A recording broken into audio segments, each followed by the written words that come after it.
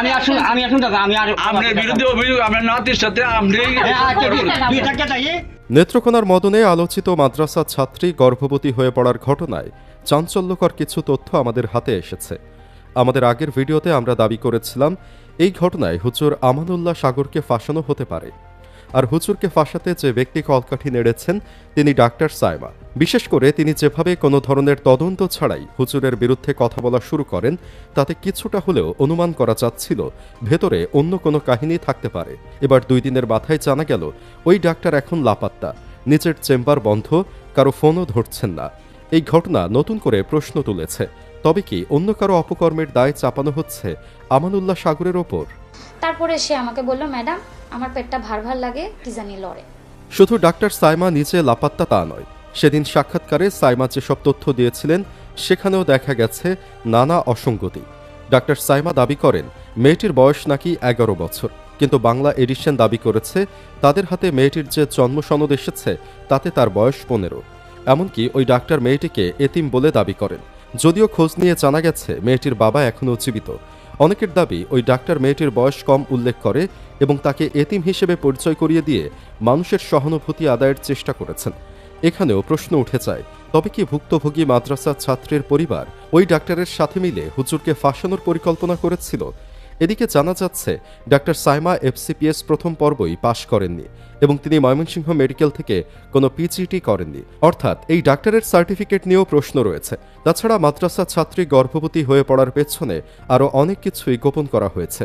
যেমন পরিবারটি দাবি করে তারা 7 মাসেও কিছু টের পায়নি, অথচ একটি মেয়ে গর্ভবতী হলে 2য় মাস থেকেই নানা ধরনের উপসর্গ দেখা যায়। এখানেই শেষ নয়, শিক্ষক আমানুল্লাহ যে মেয়েটির এই অবস্থার জন্য তার নানাকে প্রশ্নবিদ্ধ করেন, সেই নানাকে প্রশ্ন করলে তিনিও একবার এক ধরনের উত্তর দিচ্ছেন। তার কথাতেও লক্ষ্য করা গেছে নানা ধরনের অসঙ্গতি। এত কিছুর পরেও শুধুমাত্র মেয়েটির কথার উপর ভিত্তি করে শিক্ষক আমানুল্লাহকে গ্রেফতার করা হয়েছে। এমনকি মাদ্রাসা শিক্ষক আমানুল্লাহ সাগরকে 3 দিনের রিমান্ডও দিয়েছে আদালত। এখন প্রশ্ন হলো, ভিকটিম যে কারো নাম বললেই কি তাকে গ্রেফতার করে রিমান্ডে নেওয়া যায়? DNA পরীক্ষা এবং এর রেজাল্ট না দেখেই রিমান্ড কতটুকু যৌক্তিক?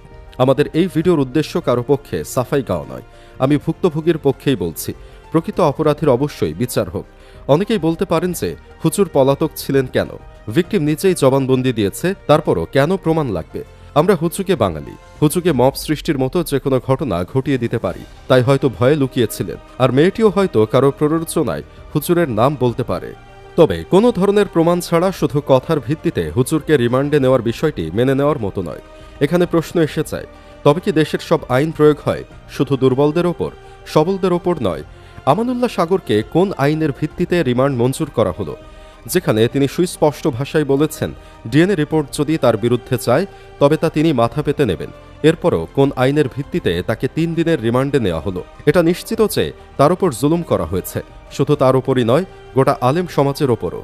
সে প্রকৃত দোষী হলে একপাক্ষিক নয়, বরং উভয় পক্ষকেই তদন্তের মাধ্যমে দোষী শনাক্ত করে দৃষ্টান্তমূলক শাস্তির আওতায় আনা হোক।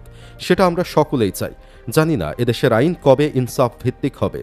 পরিশেষে বলতে চাই, অভিযোগ প্রমাণিত হওয়ার সুস্পষ্ট বৈজ্ঞানিক পদ্ধতি হল DNA টেস্ট। যেহেতু মেয়ে তার নানার বাড়িতে থেকেছে, মেয়ের সৎ বাবাও আছে, তাহলে কেন শুধু হুজুরকে রিমান্ডে নেওয়া হলো? সৎ বাবা, নানা, হুজুর সবার DNA টেস্ট করুন। যে অভিযুক্ত হবে তাকে যথাযথ শাস্তি দিন। হুজুরদের পেলে সবাই ঝাঁপিয়ে পড়ে। এটা কি হুজুরের সাথে অন্যায় হচ্ছে না? সেই প্রশ্ন রইল সবার উদ্দেশ্যে। সুপ্রিয় দর্শক, আপনি কি চান পলাতক ডাক্তার সায়মাকেও গ্রেপ্তার করে রিমান্ডে নেওয়া হোক? কমেন্ট বক্সে জানিয়ে দিন আপনার মতামত। ভিডিও ভালো লাগলে লাইক দিন এবং চ্যানেলটি সাবস্ক্রাইব করুন।